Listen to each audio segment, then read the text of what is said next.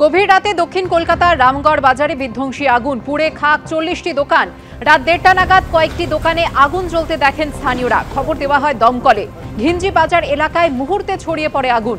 দমকলের 7টি ইঞ্জিনের 2 ঘন্টার চেষ্টায় আগুন নিয়ন্ত্রণে আসে। কি থেকে আগুন লাগলো তা খতিয়ে দেখছে দমকল।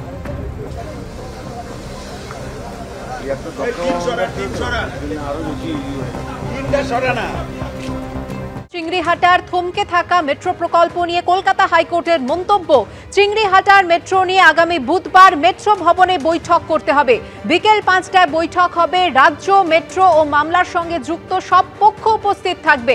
বিস্তারিত জানবো, কথা বলবো আমাদের প্রতিনিধি সৌভিক মজুমদারের সঙ্গে। সৌভিক, দেখো, কলকাতা হাইকোর্টের পরামর্শ মাফিক এই বৈঠক আবারও দ্বিতীয়বারের জন্য হতে চলেছে। তোমার মনে থাকবে যে এর আগেও তৎকালীন প্রধান বিচারপতি টি.এস. শিবগারামের নির্দেশে এই বৈঠক রাজ্য, কেন্দ্র এবং আরবিএনএল এর মধ্যে হয়েছিল এবং সেই বৈঠকের সিদ্ধান্ত গ্রহণ হয়েছিল যে নভেম্বর মাসে শনিবার এবং রোববার এই সময় একটা দিন স্থির করে তারা চিংড়িঘাটা অঞ্চলে যান নিয়ন্ত্রণ করবেন এবং তার প্রেক্ষিতে মেট্রোর যে বাকি কাজ রয়েছে সেই কাজ এগোবে।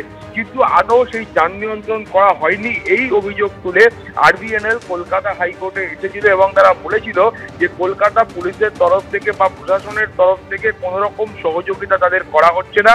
যার প্রেক্ষিতে আবারও আজকে কলকাতা হাইকোর্ট নির্দেশ দিয়েছেন যে দ্বিতীয়বারের জন্য একেবারে মেট্রো ভবনে আগামী সপ্তাহের বুধবার এই মিটিং করতে হবে।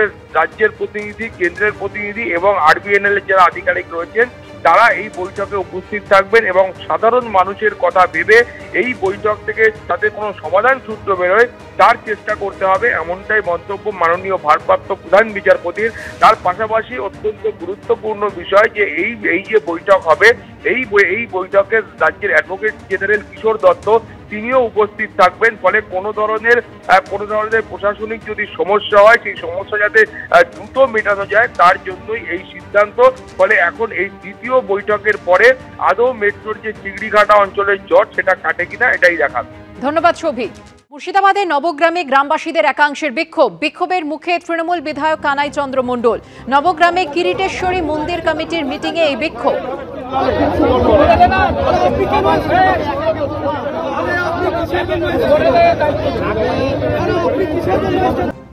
এই যে মন্দিরগুলো হয়েছে দেখেনগা, সব মন্দিরের নাম লেখা আছে যে কারা তৈরি করে দিয়েছে।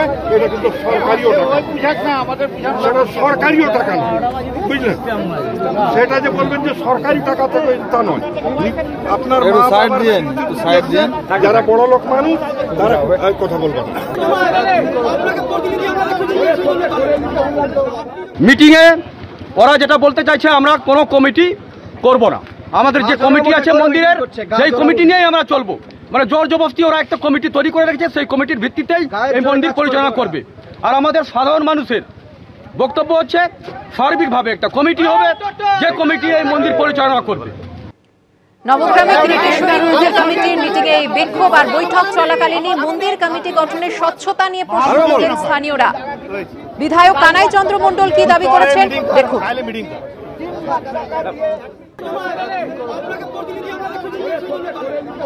বিধায়ক কানাই চন্দ্র মণ্ডল দাবি করেছেন এই ঘটনা অনভিপ্রেত।